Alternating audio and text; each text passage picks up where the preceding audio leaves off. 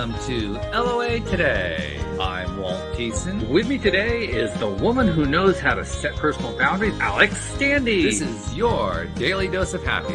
We are so happy you decided to join us today. And we hope that you are enjoying the kind of weather that I'm experiencing here in Connecticut and that Alex is experiencing in Massachusetts. It's gorgeous, absolutely gorgeous spring weather going on today.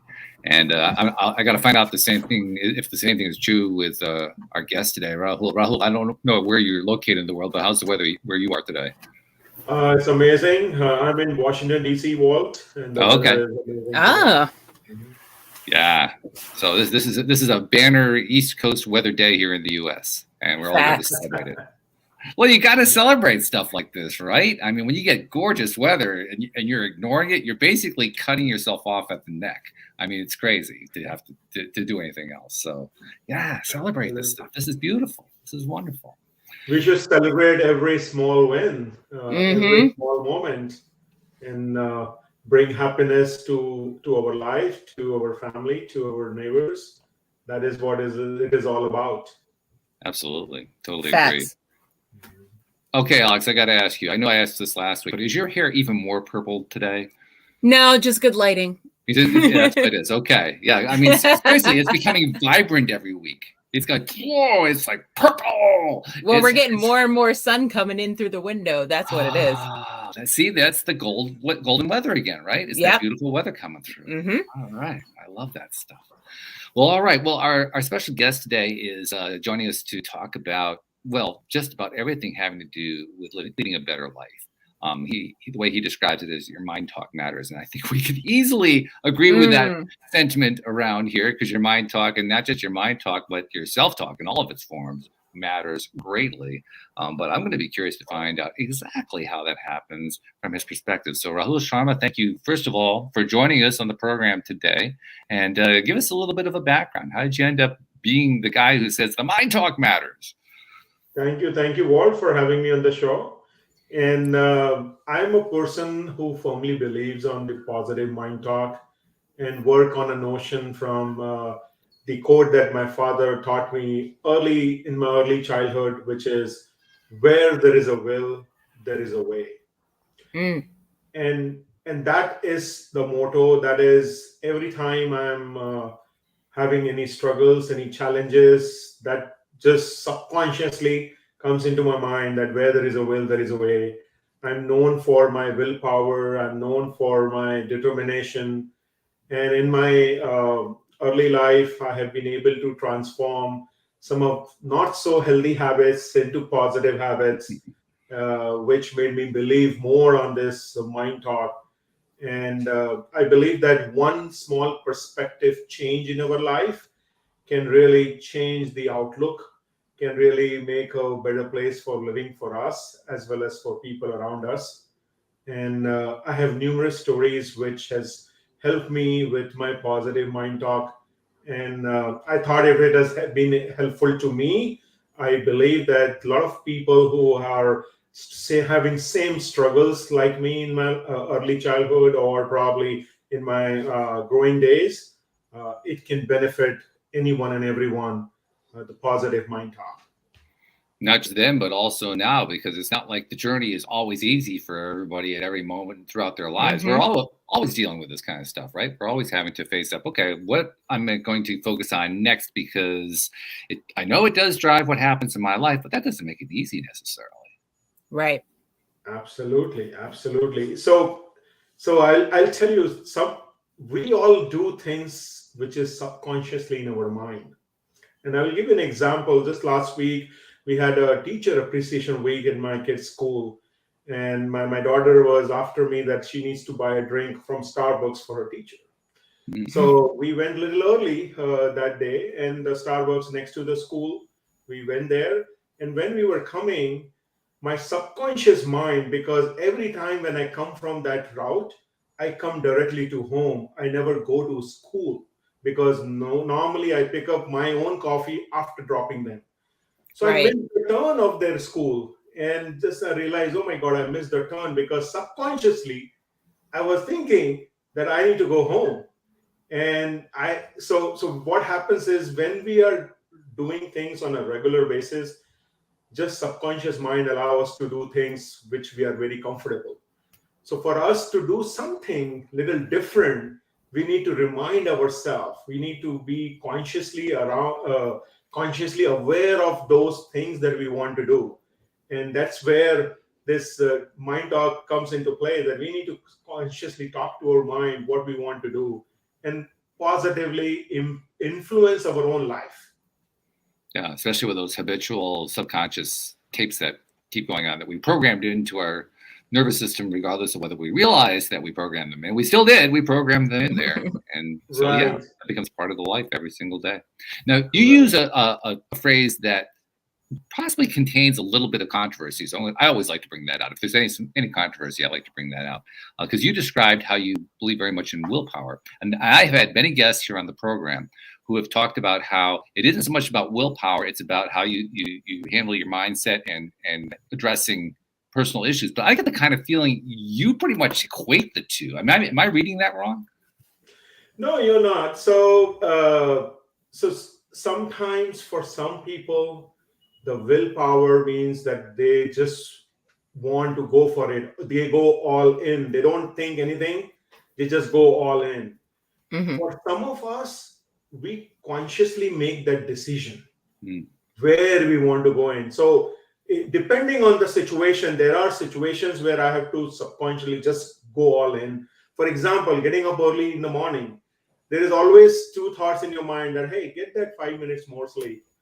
But another mind of mine says that, man, just get it up, because that 5 minutes will never be 5 minutes. It will be 7, it will be 8, it will be 10. So there are some situations where you just have to get up and then make things happen. And there are certain times where you have to make your mind very strong, that which is something like having a dessert after a meal. It's very tempting to us to have a dessert, but if you tell your mind that you don't want to have dessert, and it is, I think the research shows, Walt, that if you avoid that dessert for 45 minutes, you will not be tempted to have that dessert anymore, because your mind remains conscious for that 45 minutes that, okay, you don't want to have it, and boom, you will not feel like having a dessert. Whereas if you go to any restaurant, the moment you are done with your dinner or a lunch or a meal, the helper, the steward will come to you and present you with the dessert menu. They don't wait for 45 minutes. They just come right away, and then you are tempted to have that. So it depends on situation to situation, which approach you need to take. Doesn't it also depend upon how you feel about what it is you're going to be doing? The reason I think of that is, as you were describing getting up in the morning, I was remembering my ex-wife. She had a very strong tendency to want to sleep in a long time early in the morning. The only exception was if there was something she was really looking forward to. And then she'd be the earliest person up and home. Everybody would be asleep still. She'd be up, packed, ready to go at that point, because she's so psyched about where it is she's going. So a lot of it has to do with how do you feel about what you're going to be doing that day, doesn't it? Absolutely. That and then how you have prepared yourself a night before also matters. Because I always, this mind talk, some of people ask me that, when you say mind talk, do I need to talk 24/7, 365 positively to me? I said, no, that is not the case that I'm talking about. But what I practice is, when I sleep, before I go to bed, I talk to my subconscious mind about things that I want to accomplish next day. And when I get up in the morning, those are the same things I speak first thing in the morning. And that really boosts me. That gives me the courage. That gives me a lay of the land that, okay, this is how you want to plan your day. And I very much abide by Mr. Brian Tracy. He has in his book written, Eat That Frog. There is a book which talks about the time management. It talks about the productivity. And Eat That Frog is, you do the difficult things first thing in the morning. You don't wait for doing the difficult things throughout the day. If you just knock it off from your schedule first thing, then your entire day will be a great day. Yeah, I tend to agree with that. Yeah. Now, of course, there's another piece of this puzzle too about what you do getting up early, and that depends. And Alex, I'm thinking about you in this case because there's some people like Alex who don't necessarily sleep well, and so that's going to impact how you even look at the beginning of your day. I mean, Alex, in your case, I mean, I know the struggles you've had with that. When you think about this whole idea of whether to sleep in or whether to get up and how excited you are, all that kind of stuff, from the perspective that you have of somebody who often has trouble getting sleep, how do you think about it? Okay, so sleep is a construct. So here's the thing. As long as you're getting enough sleep for yourself, it's fine. I am a morning person, and then I'm not. So if I want to sleep in, because I don't sleep well, I'll get to bed like 2:00. So I'm going to sleep till 10. That may be too late for other people, but that's what I need. And I still get the things accomplished, but I still get them accomplished early in my day. And then I have the rest of the day off. But it's all about how you approach it. So it's like, what's the word I'm looking for? Okay. So basically, like, it's all on how you approach it. So if you like to wake up early, then wake up early. If you don't, sleep in, but don't go by anybody else's time construct. Like, somebody else could wake up at 8:00 in the morning, and that's not your time. Do what your time works for you. That's how I deal with it. And I would add here is I firmly agree that what is working for you might not work for others. What is working for me might not work for others. So just because you read something on a blog today that okay, this is the recipe for losing some fat, and you try it, it may not work for you because your body is built differently. So you really need to know yourself, know your body before you act on it. That is very important. So what we're really getting to here is the root of mindset, because your mindset needs to be based primarily in who you are. Right. Correct.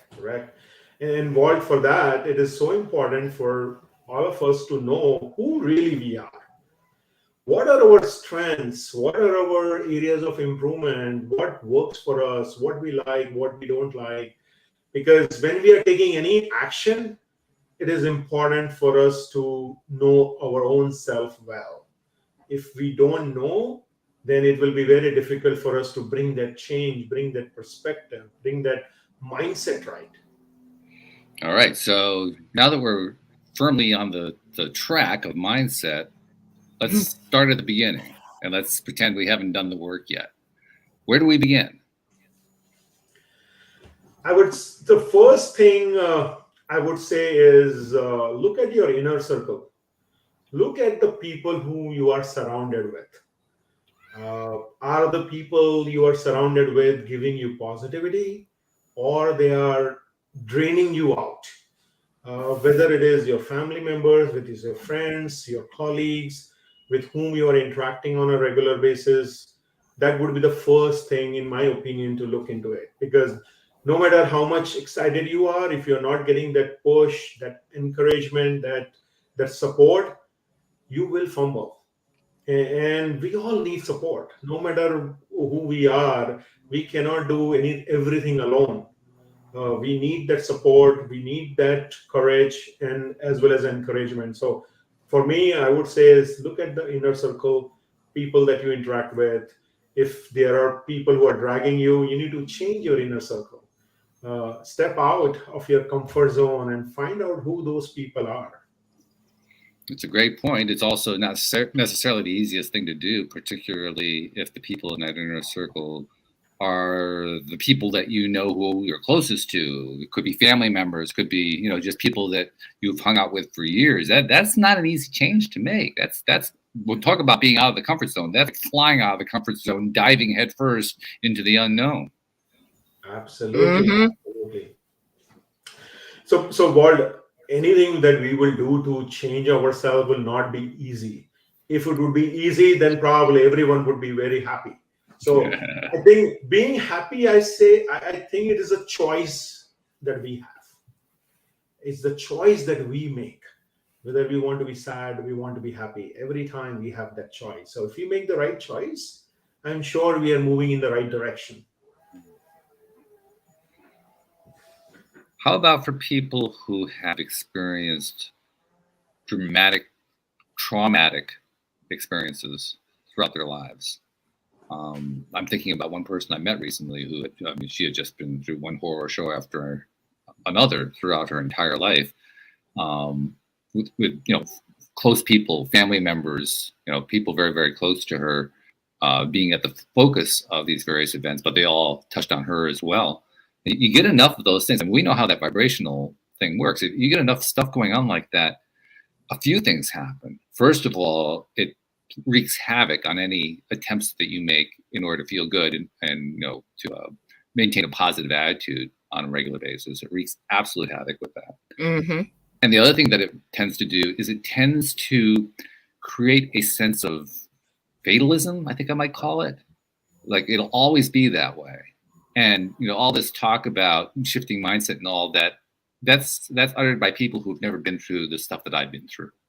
Mm-hmm. Now, it's a simple truth. Unless somebody is willing to consider the idea that they can make a shift, they're not going to get anywhere. But let's assume, for the sake of discussion, that person is willing to make a shift. What do you tell them? One thing I would tell them is have a mentor in life. It's so absolutely must, having a mentor who is showing the positivity to you, who is showing you when you are on a blind spot. When someone is doing something, it is not always because they don't know. It is also because they don't know the right way of doing it. They may be doing it, but they don't know the right way. And that is where the coach or a mentor comes into play, where they are seeing things from the balcony and they are seeing from all the perspective. So in the situation you just mentioned about that individual, if they have a coach where they can not vent out necessarily, but they can talk it out openly. They can open their heart, where they know that they're not being judged, where they know that nothing will go wrong for sharing those intimate aspect of their life. So that would be the first start, in my opinion, is to have a mentor, a coach in your day-to-day life. Alex, I'm curious to know what your take is on this, because I know you've had a lot of interesting, that's to put it not mildly, interesting stuff happening in your life. So as someone who goes through it and has gone through it, I should say, personally, how do you see that particular issue? Ooh, that's a tough one.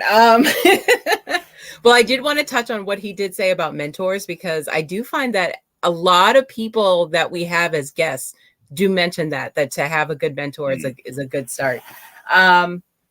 But for me personally, going through traumatic things it's weird. I don't know if it's like childbirth, where you like block out the trauma and you you just don't see it as trauma, and you're just like, yeah, let's do it again. Let's have a second kid. Like, yeah, 4 or 5, let's do it all. But yeah, I don't know. It just doesn't. I've blocked it out. Like I'm on the healing side now, so I'm just like, it was what it was, and it is what it is.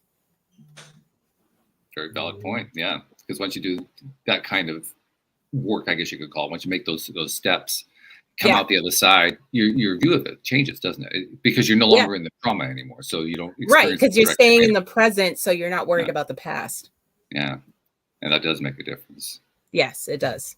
It's the only mindset to have in order to survive something trauma like this. And yet, I've known people who did not have that kind of a mindset, who have endured trauma. They do tend to endure trauma over and over again for law of attraction reasons. But nevertheless, there are a lot of people who kind of fall into that category. Maybe change their mindset. Yeah. Continue to follow our podcast to find out how. Yep. What's your take on this, Rahul? I would say that it's very easy to think that, okay, change your mindset. But it is one of the most difficult aspects of our life as well. If it would be so easy, as I said earlier, things would have been great for everyone. And I believe that there is no one else will help you except you. So you have to have that self-belief in your own self. that yes, I can bypass this challenge, or I can overcome this obstacle, I can overcome this issue. Because if you are not helping yourself, God will also not even help you. So you have to be the first one who have to have that firm belief that I will be able to bring that change in the perspective in my life. And for that, when that thought process is happening in our mind world, that's where you need people who are pushing you towards that positivity. You should not have people who are dragging you away. You cannot do this, you have never done this, come on, get out of your way, you will not be able to do that. Those comments will not help us. And that's where I said, and when I said coach or mentor, is not that you have to have a paid coach or a paid mentor. That's not where I'm going. Even if your friend, your colleague in the office, or maybe a friend from Starbucks, or a friend from a church, anyone could be a mentor. Does not have You don't have to have a paid mentor all the time. If you have a paid mentor, yes, fine. But then just having a mentor, someone who is able to give you that support when everyone else is falling short, this is the person you can always count on. You use a very apropos word there, I believe, to give you support. And it occurs to me that there are actually a few, not characteristics, a few contributions that we need a coach to make to us. Yes, we need the support. We also need a level of accountability.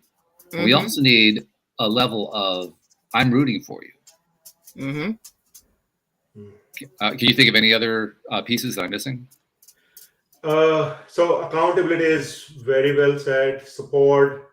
I would also say that the confidentiality, the coach, when you are sharing things, you can be rest assured that it is in confidence. It is not going anywhere else, and they should have your self-interest in mind rather than how can I engage this person for more sessions so that they can have more revenue, more money. So that should not be the motive from a coach perspective. It should be giving all in, and realizing that I may not be the right person for this individual. How can I guide them? How can I encourage them to talk to someone else? Just because they are hooked on a contract or they're hooked on to me does not mean that I am the only person. So giving them multiple resources for them to realize their dream, realize their true potential is also important. Yeah, that's so true. The best coaches, in my experience, just from doing the interviews here on this program, let alone my personal experience, have all reinforced that same thing. The good coach, the really good coach, doesn't really care whether or not they're the one providing the help. Their primary focus is what's going to be the best person for this particular client. Absolutely. Yeah, no doubt about that. So let's talk about. Go ahead, Alex. I'm sorry. I was going to say honesty is a good characteristic for a coach to have, only because it goes along with accountability. As far as like, if I'm saying, okay, these are my goals, I need somebody to keep it real with me and be like, listen, maybe you want to look at some other goals first and then work your way back up. So I think honesty is a good characteristic for a coach to have. Correct. And since you're talking on the goals, Alex, I would say keeping 2 to 3 goals at a time is better. And we need to, as a coach needs to help that, okay, out of these 3, what is that one goal that will bring maximum impact on this person?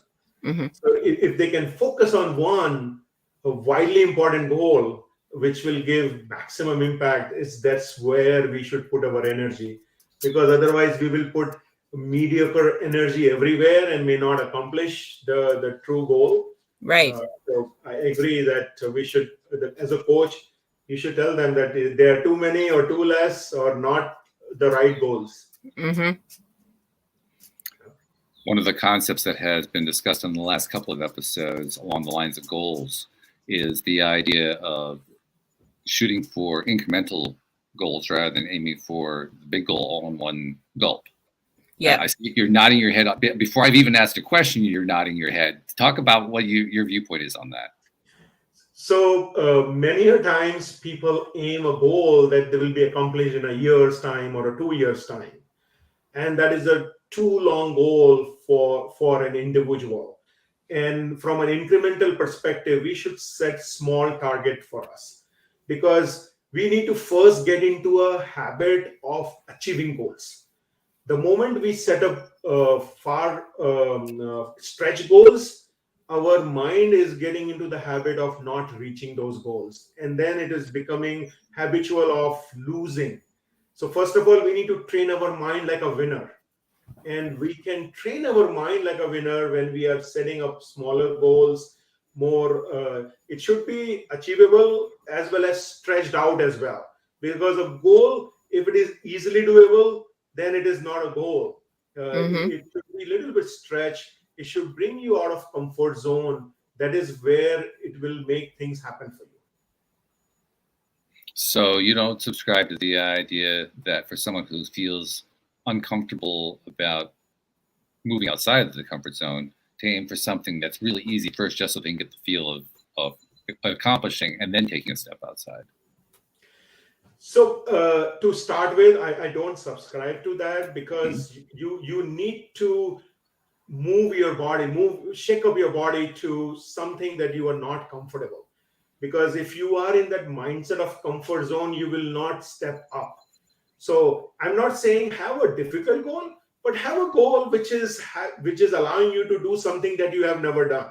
Because the fact that you want to achieve something in life, the fact is true that you have not done that before. You have not achieved it before. So if you have not achieved, not done, then you need to focus on things that will help you reach to that goal. And it cannot be the same thing that you have done in the past. It has to be some different things. One thing that I have been cognizant of, particularly recently, about this subject of going outside the comfort zone, or as I like to call it, the familiar zone, because it's really not comfortable at all. But it's very familiar, so that's why I call it the familiar zone. But one of the big aspects about leaving the familiar zone is that it has an unintended positive consequence. Because certainly when you're in the process of taking that step and moving outside of it, it is uncomfortable to move outside. But with rare exceptions, and there are exceptions, but most of the time, I've found that every time that I've taken that step outside, or nearly every time that I've taken that step outside, I have achieved, is that the right word? Acquired, I have experienced, let's put it that way. I have experienced a level of, that goes beyond satisfaction. There's almost a joy level that goes in with taking that step outside. Like, I didn't expect it was going to feel that good. I expected that it was going to feel miserable taking that first step out. And sure, that initial step did feel kind of, ugh. But then after I got out, it's like, whoa. And we don't really talk about that side of it, but it's important. Absolutely. What another thing I believe, Walt, is when you take a step closer to your goal also take a step closer to you. And when I started writing this book of mine, I was not aware of what are the things that it takes to write. I thought that, okay, you just write a book and done. But as I dive into more, I realize that, man, it is just not about writing. Writing is just one aspect. You need to have a mentor. You need to have someone who will edit your book. You need to have someone who will do graphics to your books. You need to have someone who will do marketing to your books. You will need to have someone who will promote your book. So, but when I started taking a step closer, those steps started coming closer to me as well. When I joined some groups, I connected with like-minded people. They gave me some advice. I joined some other groups. They gave me advice. So if we really firmly believe that we have to achieve a goal, just taking one step closer to it, believe me, that goal is also coming step closer to you. It's an interesting way to phrase it. I think what you're saying when you say that the goal comes one step closer to you is that opportunities open up that you didn't know existed. Absolutely. Correct. Very well said. Yep. Yeah, that's sort of the serendipitous side of pursuing this kind of policy of going outside the comfort zone. that again, we don't really expect it. I think we actually make a lot of work out of this mind shifting, mind talk, change, all that. We make a lot more work out of it than it really is, because there's actually a lot of joy associated with it. We kind of skip that part. Mm-hmm. Yeah, I think it's a kind of an important piece. I'm going to be paying a lot more attention to that in the weeks and months to come. I'm sure of it. But you mentioned that you have a book out, and I believe you just published it, right? Habits for Miracles is the title? That is correct. It just got published on my son's golden birthday, May 9th. And just yesterday evening, I got to know it is also a #1 new release in one of the categories. Congratulations. Nice. Thank you. And this is all about positivity, all about bringing positive change in your life, transform your life, design your life your way. Yeah, that's really fabulous. I like it. Yeah. Habits for Miracles. Where did the title come from? So this title come from my own struggle and challenges that I had. I have been into this corporate world where I realized that a lot of people are unaware of their true potential. And when someone gets to know about their potential, it in itself is a miracle. So I thought of this title to have some catchy meaning as well as catchy phrase for people to get into this idea of bringing change. Here, I'm not talking about the supernatural miracles. Here, miracle is more about things that you could not do earlier, but because of some change in your life, you're able to achieve that, which in itself is a miracle. Mm-hmm. I think it's actually a fair definition of the word miracle. I don't care whether you're talking supernatural or otherwise. Right. Another way to say the same thing is that with magic, that's the word I was looking for. Magic is simply science that isn't yet understood. Mm-hmm. Correct. True that. Yeah, and once you understand the science behind it, it's no longer magic, but it could be magical. Mm-hmm. Absolutely. Yeah. In fact, I think it was Niels Bohr who said that if you understand quantum mechanics, then you don't really understand quantum mechanics.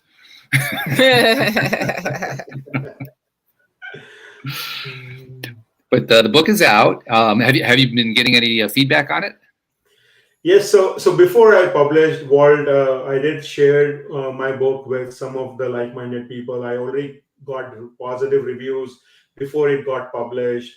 I got 5-star reviews on Reader's Favorite, and I've seen people making those positive changes in their life, as small as having a goal that is something that they can achieve with that positive mindset, positive talk.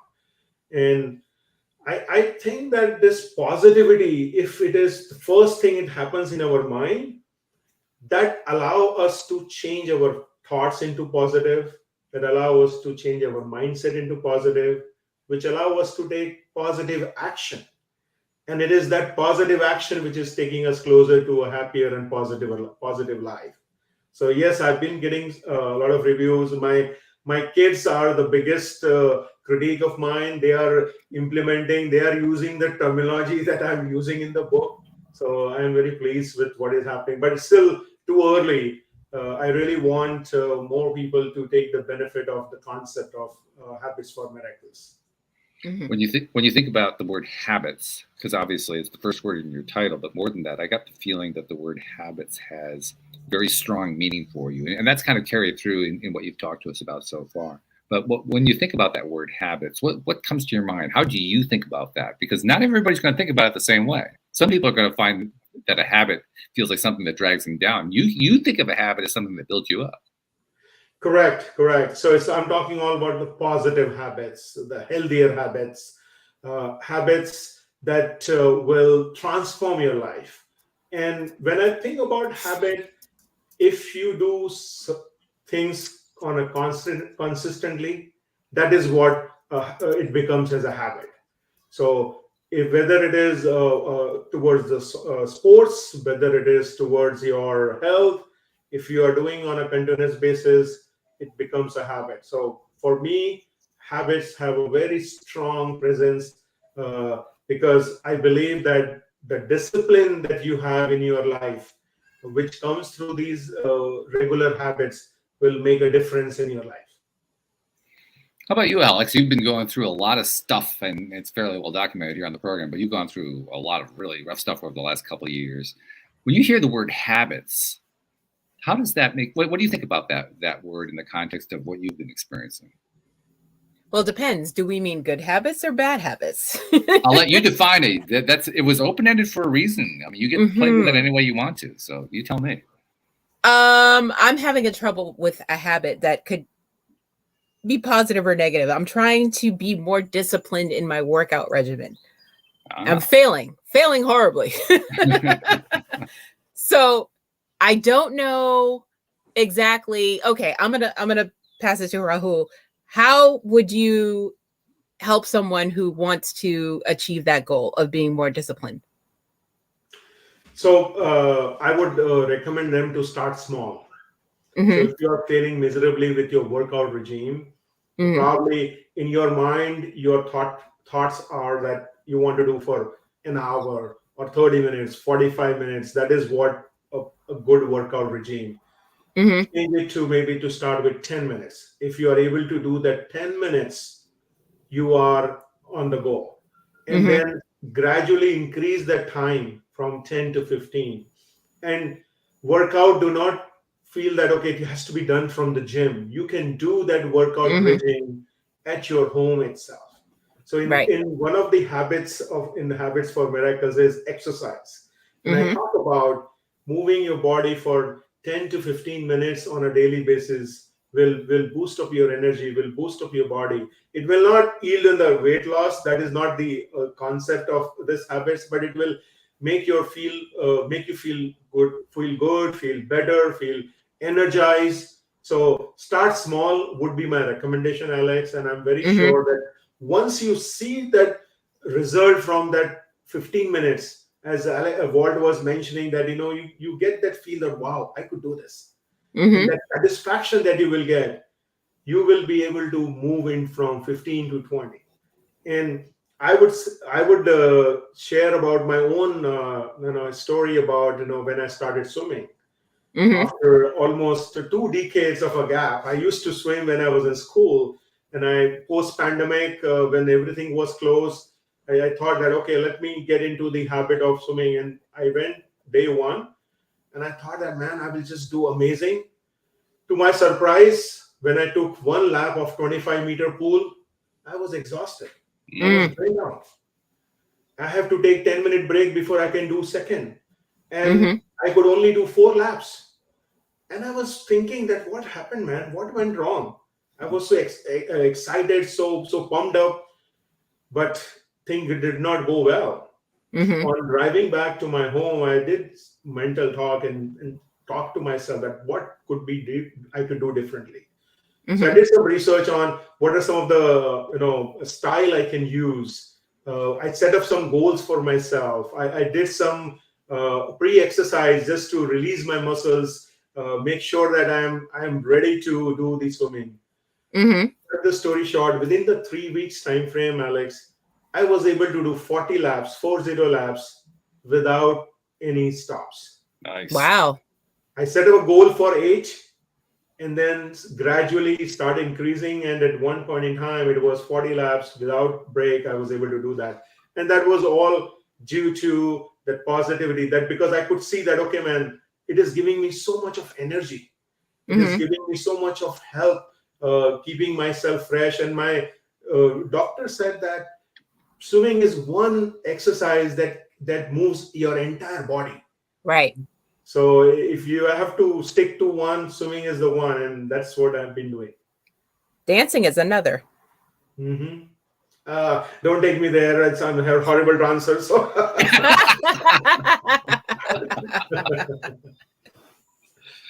But that does point to something very important. And you hinted at for a moment there in what you were describing with your story, your own story about swimming, and that is the enjoyment side of it. We tend to skip that part really fast, or maybe we touch on it and then we move. What I have really come to appreciate over the years just how powerful that enjoyment side is. Because if you take something that is more of a chore and something you have to schedule and something that you have to commit yourself to do and do with willpower, you're giving yourself like 1/10 of the energy that you could have. But when you tie it into, do I enjoy it? Am I feeling good? Is it helping me to feel like, oh wow, I'm more alive now. I'm excited. I can hardly wait to do whatever X. It doesn't even matter what it is. If you're feeling more enjoyment about it, man, it just fuels you, just picks you up. Absolutely. It's all about the feel good factor, Walt. You have to feel good. Yeah. It makes it easy too. When you mentioned that we shouldn't bring up dance with you, but to be honest, dance is one of my favorite things. I take dance classes every week. Two nights a week I take classes because I love it so much. And that's the key. I love it so much. Not because it's dancing, but because I love it. Right. So on that point, a lot of people think that we drag ourselves to work. We don't enjoy work. And same thing, if you love your work, then it will not be work. Then it will be your hobby. It will be your passion. And so first of all, whatever we do, we should love it. If we don't love it, no one else will. And then it will be more of a dragging, and we will not enjoy. We will not be able to give our best. And yet people often find themselves in a job. You made reference to doing work. Yeah. They find themselves in a job they don't love, and they don't feel like there are any options. I mean, because that particular job, that's one that pays better than anything else that they know how to do. They really need that income coming in. So they kind of just get by and do whatever it takes to survive the darn thing. But what can somebody like that do? Because they feel kind of trapped. Sure, they'd love to be doing something that they love, but anything they love, they can't get paid for anyway. Right. So before I answer that question, one thing which I want to answer, Walt, is every job has a personality and every human being has a personality. And I believe that when these two personality matches, the jobs and the individual, that's where the magic happens. That's where the individual become from a performer to a super performer, super duper performer. Specifically to your question, that when people are just doing for the sake of doing, that's where they need to take a step back and realize and work on their dreams and goals. For me, my passion was public speaking. The passion was to write books, and it was becoming very challenging for me to make it happen. But I have to make a conscious mind to do it.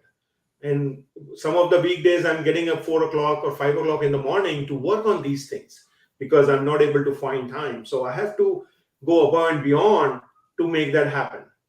So to friends who are feeling that they are just doing for the sake of doing, take a step back. Get to know yourself better, where you will flourish, and spend some extra time in working towards that hobby, towards that job that you will just love. In your experience, how well do people know each other? Let me rephrase that. How well do they know themselves? Because that's really what you were raising. I would say maybe 10% of people get to know themselves well. 90% of them, they just don't know about themselves. They just do things because it is coming their way.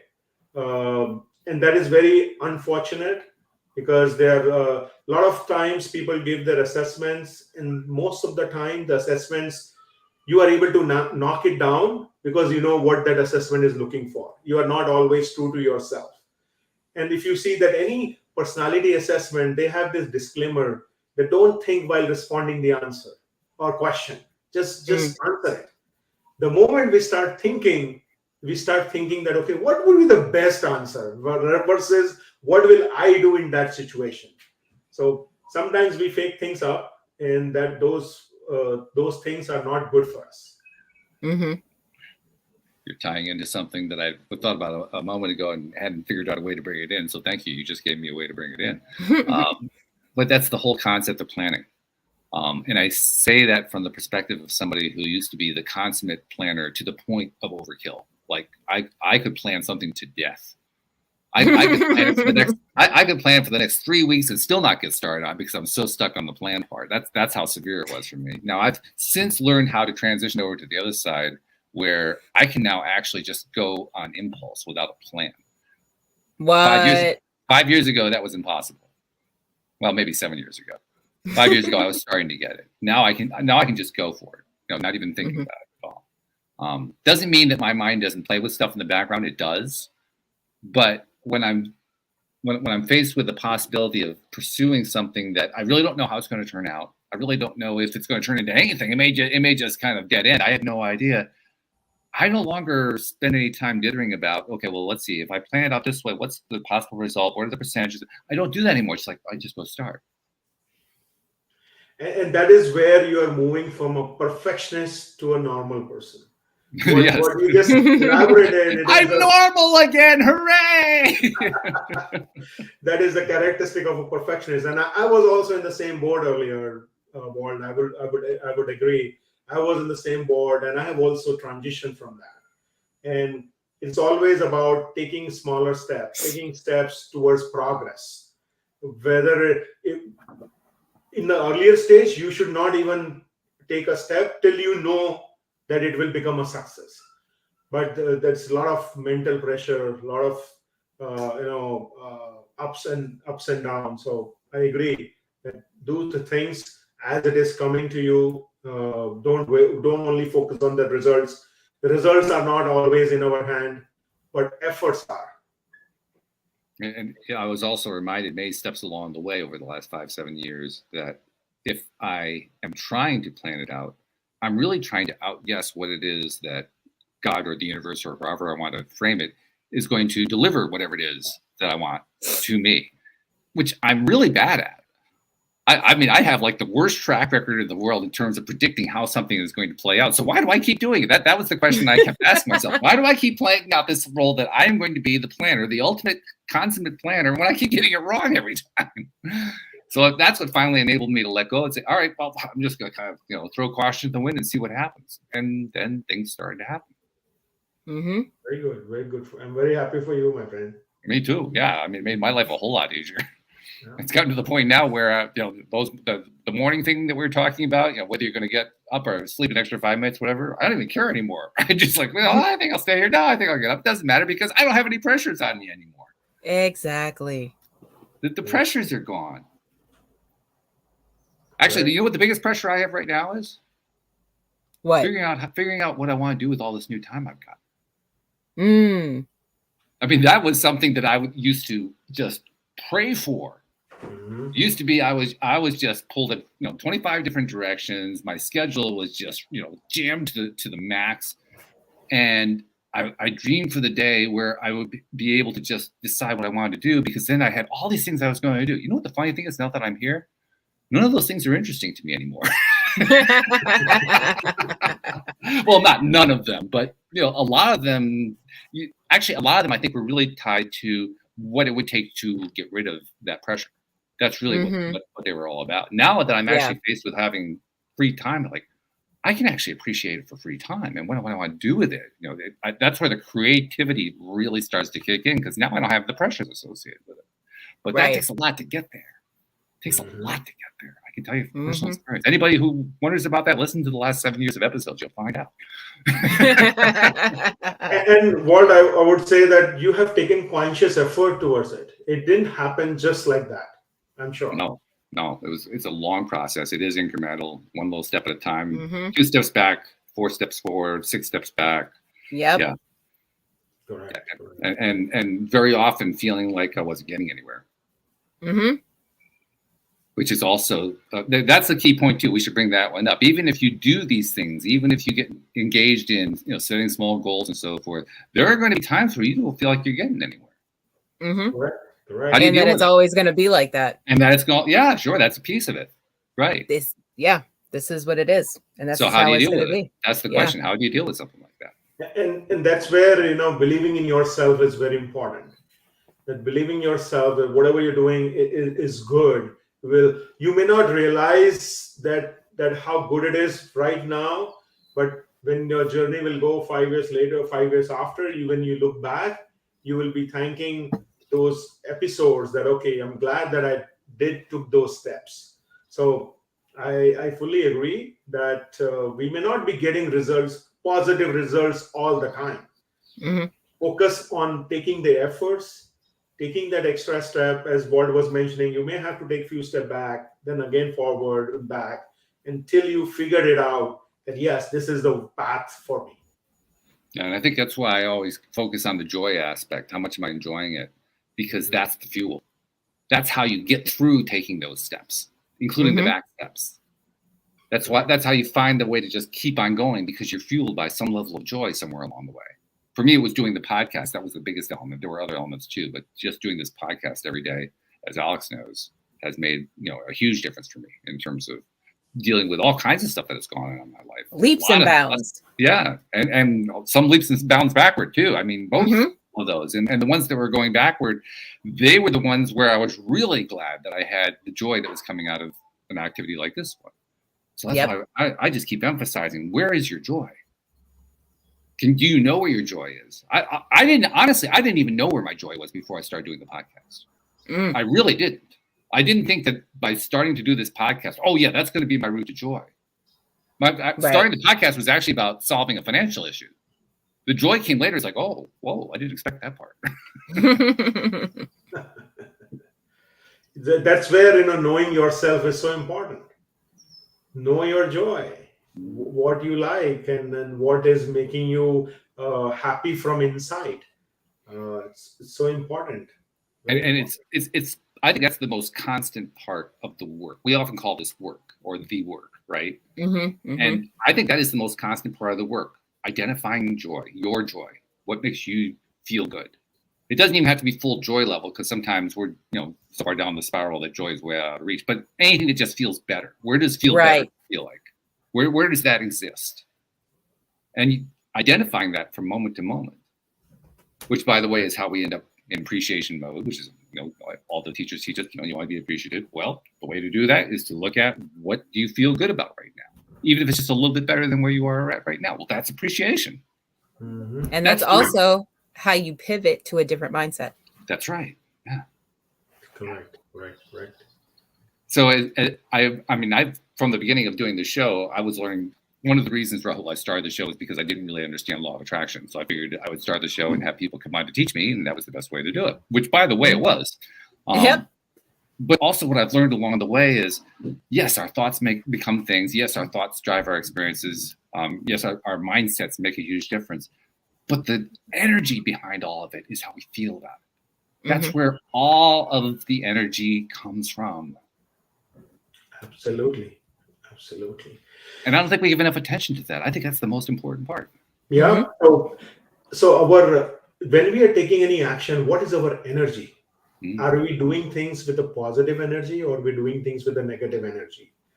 And that is so powerful, because if you're thinking negatively, you are very bound to get negative result. But if you think positive, if your energy is positive, then no one can stop you. You will see, even if you're not able to get the desired result, but the fact that your energy is positive, your thoughts were positive, you will feel happy about it from inside. Alex, I'm going to refer once more to the struggles, particularly the medical struggles you've experienced over the last couple of years. That's a really good example of how you can take 2 steps forward and 4 steps back, and have to deal with that on a regular basis. Where'd you find your energy? My husband. He's the one who kept me going and kept making sure it was always a positive experience, despite what I was physically feeling. Mentally and emotionally, everything was positive. How big of a difference did that make? I think all the difference. I think I would have spiraled down to probably suicide if I didn't have a good, strong support system and positive energy in my space. Yeah. That's really, really important. That goes back for a whole to what you talked about earlier. Who's your circle? Who's your inner circle? Correct. So that becomes positive vibes only. That's not just good theory. This is like vital. This is pure survival right there. And this isn't just for medical trauma. This is how you live life. Positive vibes only. Let only positive people in your space, in your family, in your support system. You made a conscious effort over a few years to make that happen. Because you had not the most ideal circle a few years back. Yeah. Oh, for sure. You gotta just don't worry about it. The trash will take itself out eventually. Don't worry about it. The trash will take itself out. I love that. Just keep being you and doing what you want to do. And eventually the trash will take itself out. Don't worry about it. Very interesting metaphor. I like that one. So, Rahul, okay, we're kind of running out of time a little bit. Tell people a little bit more about the book itself, where they can find it, and how can they find out more about you if they want to learn more about Rahul Sharma. Sure. So my book is available on in an ebook format in all the major platforms. You can type Habits for Miracles on Google. You will find multiple places it is available. If you want to know more about me, log into my website, habitsformiracles.com. It is number 4, habitsformiracles.com. And it has my social handles. You look at through my posts, you will get to know who am I as a person. And also my book talks about my bio, my upbringing, and has all the stories throughout my personal life. I'm only talking about from my experience. Theory I've kept less, because theory you can get to know from anywhere. But I'm trying to share my own experiences and call to action. So one of the critical thing about my book, Walt, is every chapter has call to actions that you can take while you are reading. So you don't have to wait, and you do not have to think, okay, how will I implement this?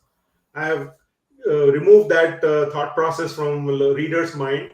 They will have call to actions right there in the book so that they can execute it and see the difference. But I like the fact that you wrote the book as a series of stories. That's the way I hear what you just said. Because we love stories. Human beings. Who doesn't? Stories, right? Yeah.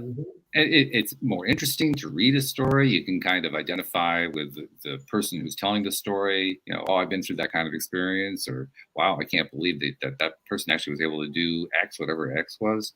Well, we love those. And the stories also include, problems. They include crises, right? Because that's what a good story does, right? Sure. Sometimes adversity. Adversity, absolutely. And then with a positive thinking type book, it's also going to provide resolution, which you don't always get from a story, but I imagine your stories do exactly that, right, Rahul? Yes, it does. And I have put it in such a way that people can figure it out what they need to do. And I've created a Facebook group where people can share their success stories, because it's all about spreading the positivity, and that one person positive story can help another and can save 12 million of Americans who are contemplating suicide due to the mental trauma, due to the mental illness that has happened specifically post-pandemic. Yeah. Boy, now I wish we had another hour, because Alex, I'm thinking about the work that you do, and that this could like open up an entire new chapter of conversation. For sure. But we don't really have the time for that, so we'll just have to save that one for another day. But Rahul, thank you, first of all, for joining us on the program, for sharing your perspectives, on very positive perspectives, very upbeat perspectives on how to make those changes in your life. And one thing that I want to tell you, that I make it a point to tell all of our guests, because you've come onto this program to give as much as you can give in the program. And I know you do it with your book, and you do it with the articles that you write and so forth, speaking engagements and so forth. One thing that happens is that when we do these things, when we're putting all this content out to help people, there are a lot of people that we've never met, we've never seen that consume it, and very often are helped by it. Sometimes we hear about it, but most often we don't. And we don't get enough credit for that. So on behalf of all those people you've never met, you've never seen, who you've been helping all this time by putting that material out there, thank you for what you've been doing and what you're continuing to do, because you're making a difference in this world. Thank you all. Thank you. You are also doing an amazing job, and just love the show, love the interaction. And I'm very hopeful that people will just love it and bring change, positive change in their life. Thank you, Alex. Thank you very much. Thank you, Alex, too. Yes, absolutely. I love the things that you had shared today, too. They were really good. So thank you very much for that.